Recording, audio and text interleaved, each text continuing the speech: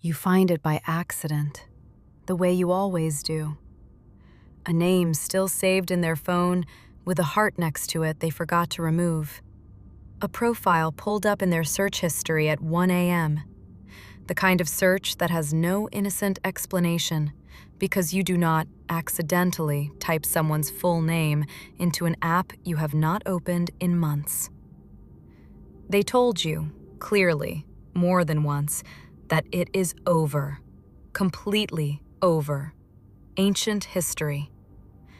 And yet, here is the evidence, sitting quietly in a browser tab, that some part of them never actually closed that file.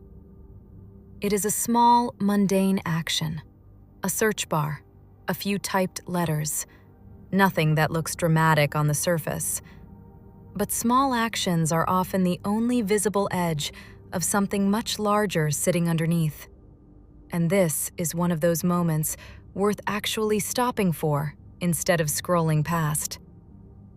You are not looking at a person who has moved on and occasionally remembers someone.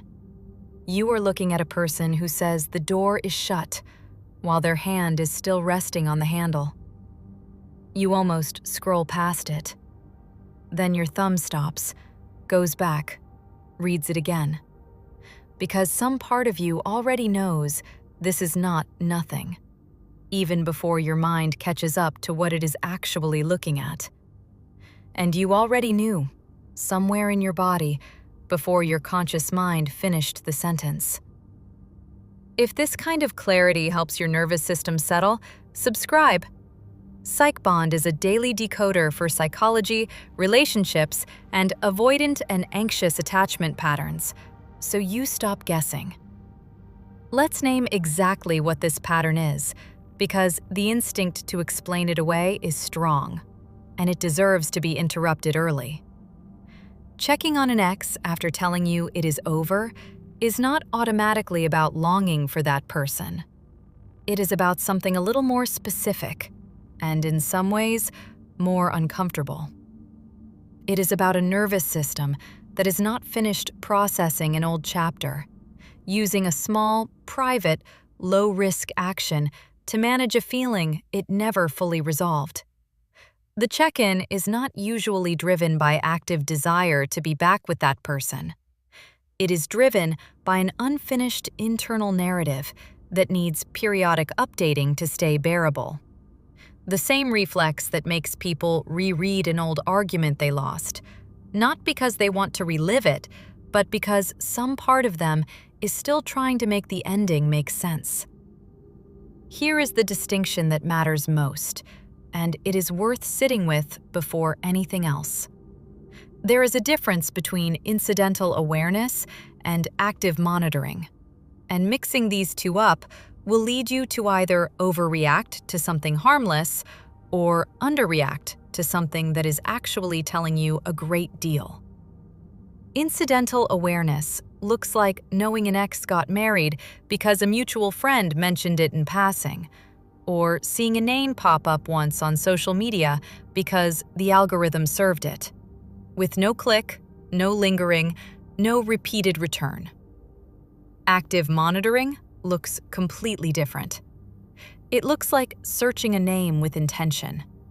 It looks like returning to a profile more than once. It looks like tracking updates, noticing changes, quietly staying current on a life that is supposedly no longer relevant. The first is simply being a person who exists in the same digital world as their past. The second is maintenance. And nobody maintains something they have actually let go of. It is worth distinguishing this pattern from something it sometimes gets confused with, which is genuine, settled closure that occasionally surfaces without any emotional charge attached to it.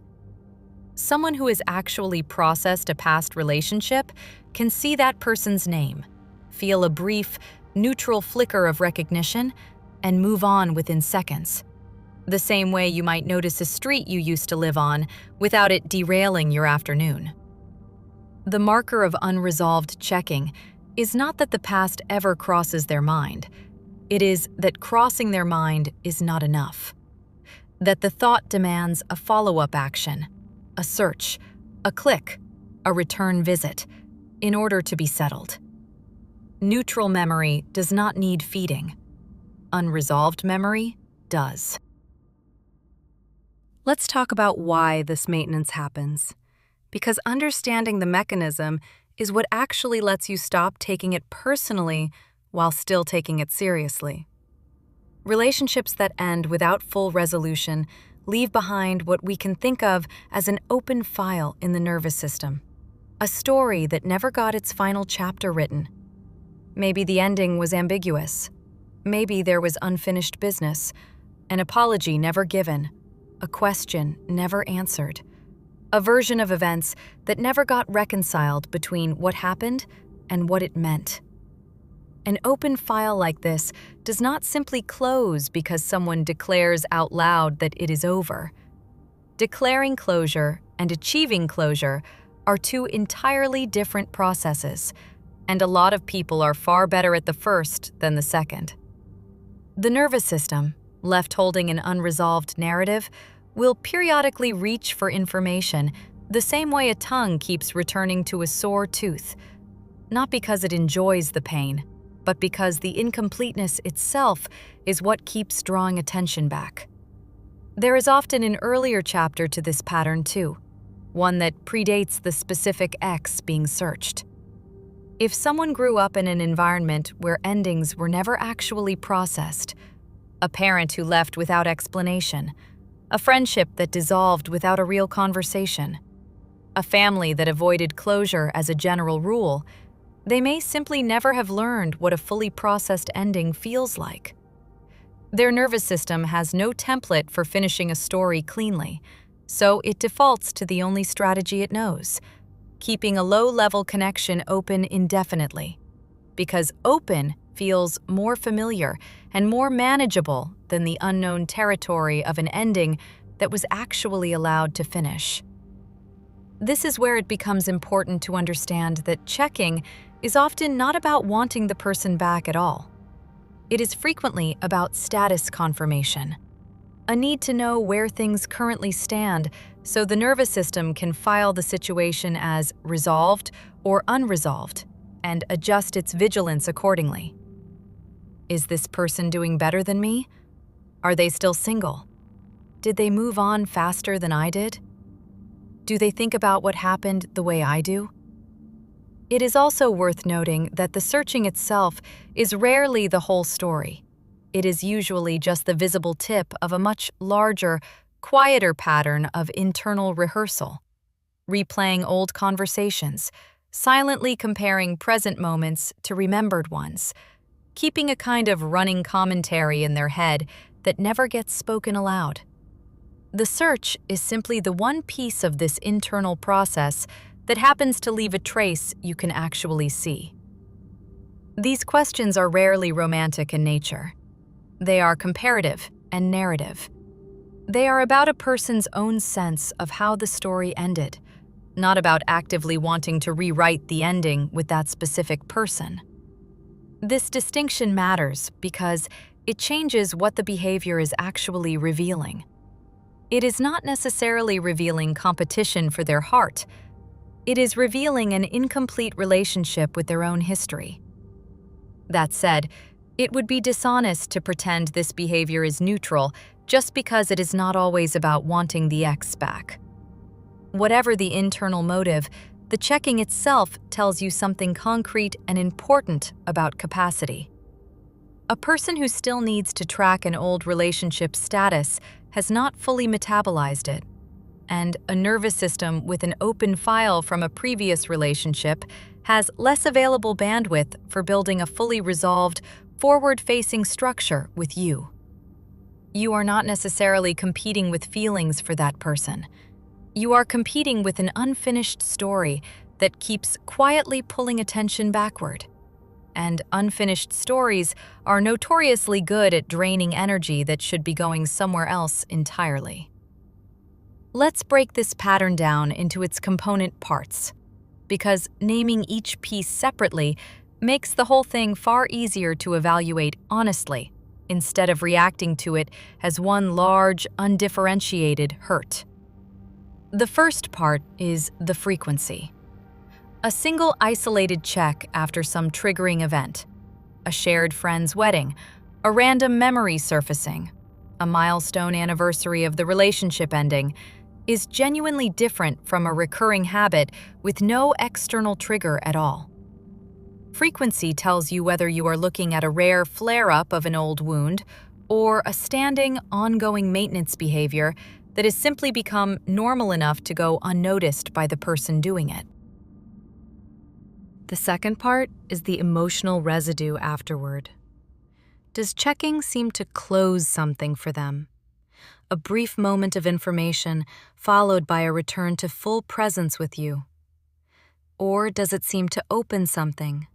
A mood shift, a withdrawal, a subtle change in how present they are with you for the following hours or days.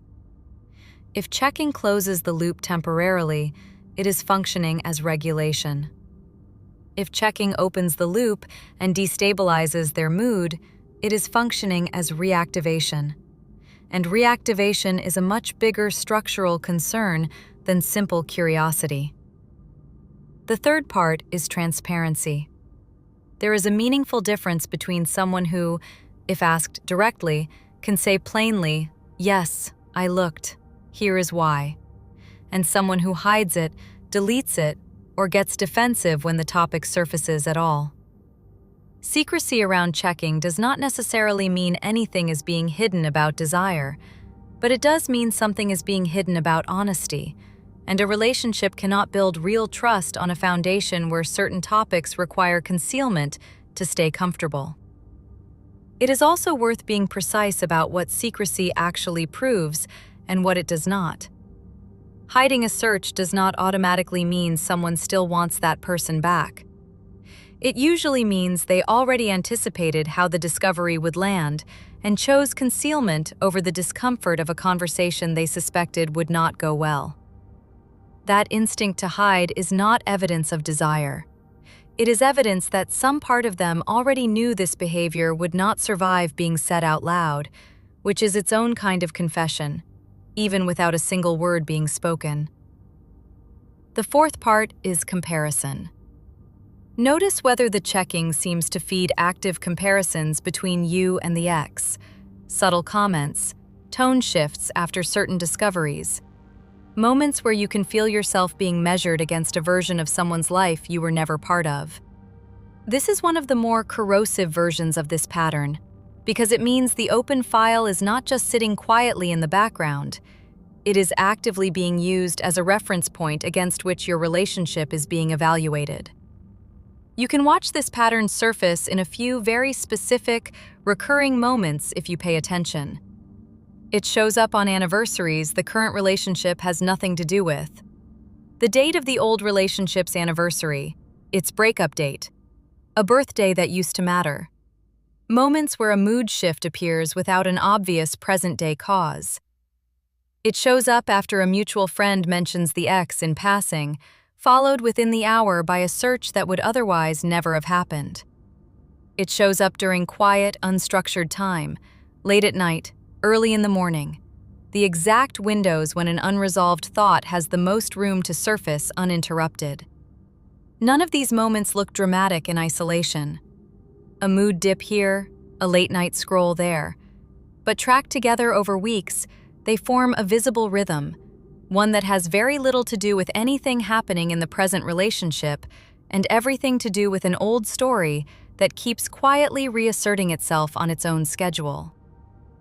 It is worth being fair here, because this topic is easy to turn into something harsher than it needs to be. Almost everyone carries some trace of their romantic history forward with them, and a completely blank slate with zero curiosity about a meaningful past relationship is not necessarily healthier. It can sometimes indicate its own kind of avoidance, a refusal to acknowledge that the relationship mattered at all. The goal here is not a partner with total amnesia about their past. The goal is a partner whose relationship to that past has settled into something closed enough that it does not require ongoing maintenance to stay bearable. It also helps to remember that not every unresolved ending is equally revealing. Some circumstances genuinely complicate closure through no fault of anyone's character. A relationship that ended because of circumstances rather than incompatibility. A shared child or shared friend group that makes total separation impractical. A death or major loss connected to that chapter of their life that would leave anyone with lingering, non-romantic attachment to its memory. Context matters here, and it is worth asking honestly whether the ongoing awareness makes sense given the actual circumstances of how things ended, rather than assuming every trace of the past automatically signals the same thing. There is also an important layer underneath all of this that deserves honest attention, which is what unresolved endings tend to look like on the inside. Relationships that end through avoidance itself, a slow fade, a mutual non-conversation, a breakup that happened more through distance than through an actual reckoning, are far more likely to leave an open file behind than relationships that ended through clear, if painful, conversation.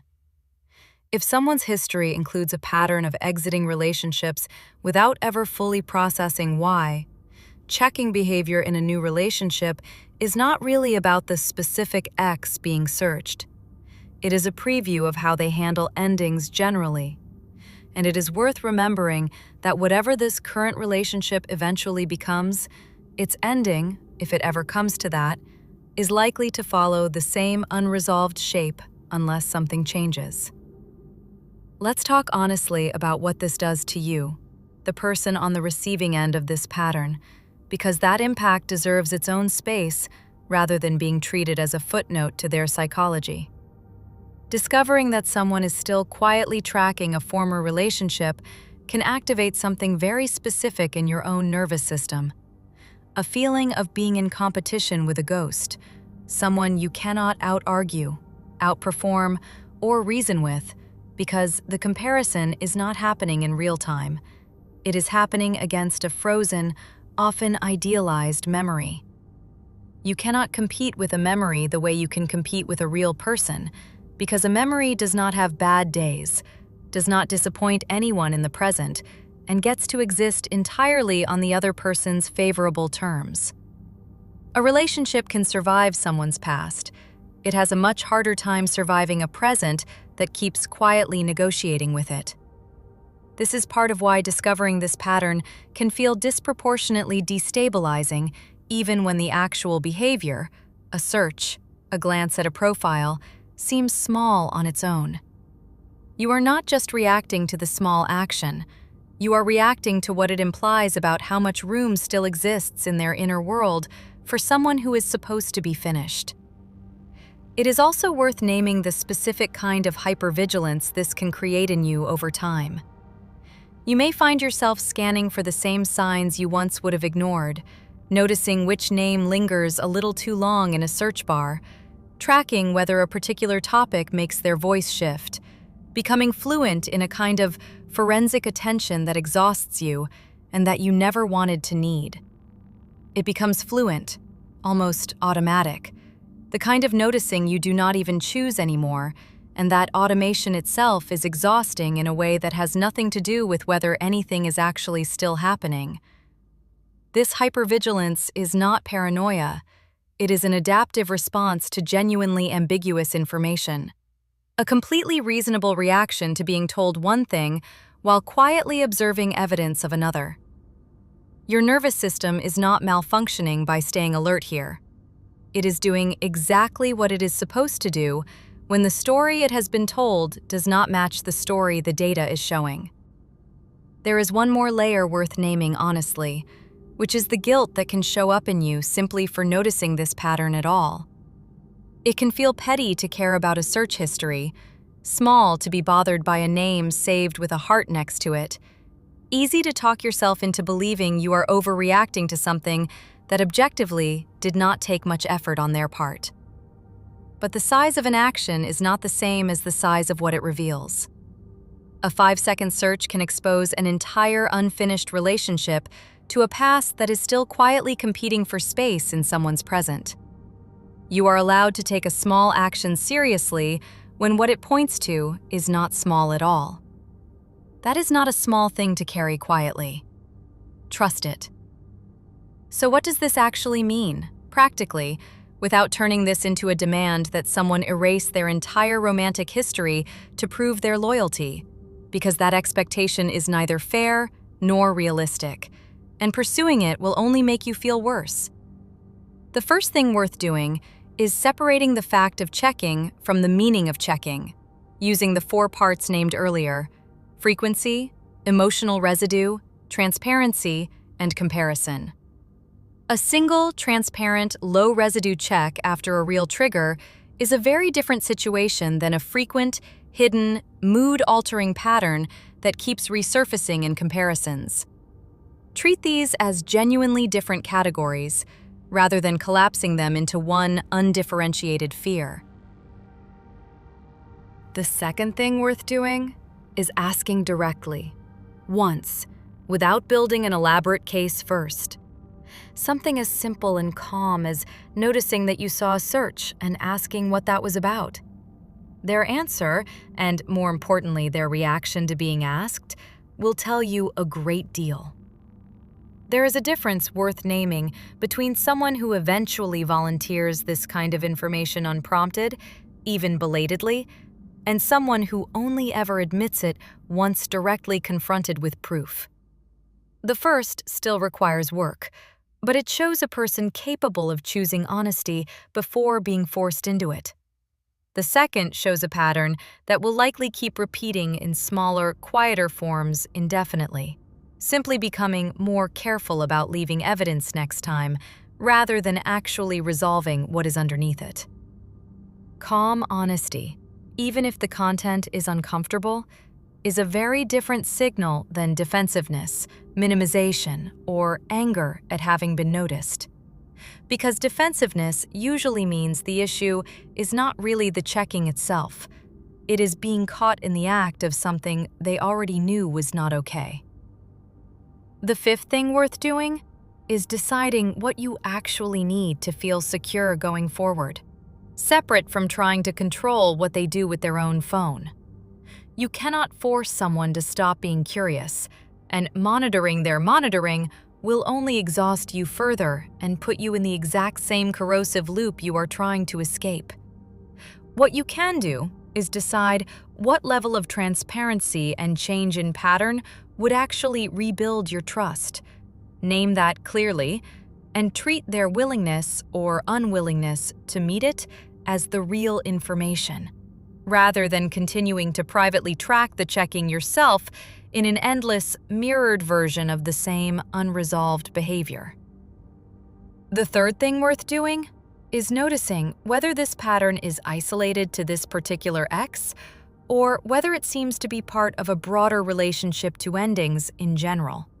Difficulty letting go of old friendships, old jobs, old versions of themselves, unfinished conversations from years back that still visibly bother them when they come up. If the pattern is broad, you are not dealing with unfinished business about one specific person. You are dealing with a nervous system that generally struggles to close chapters, and that is useful, if sobering, information about what closure might eventually look like for this relationship too. The fourth thing worth doing has nothing to do with them at all.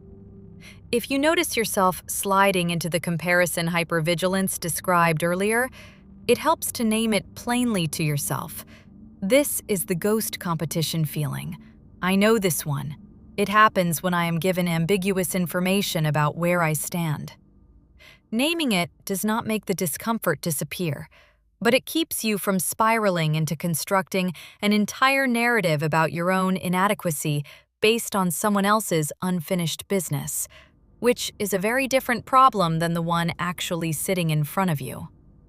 You are not asking for too much by wanting a partner whose past has actually settled, rather than one that requires quiet, ongoing maintenance to stay closed. An occasional, honest, low-residue awareness of someone's history is simply part of being human.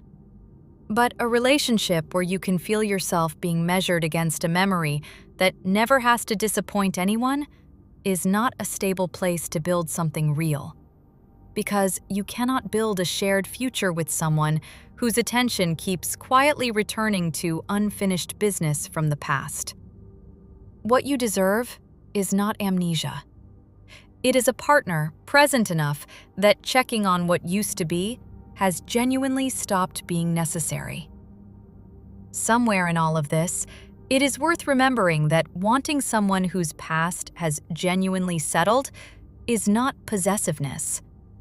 It is a reasonable request for presence, the simple hope that the person building something with you is actually available to build it, rather than splitting quiet, ongoing attention between what is in front of them and what was supposedly already finished.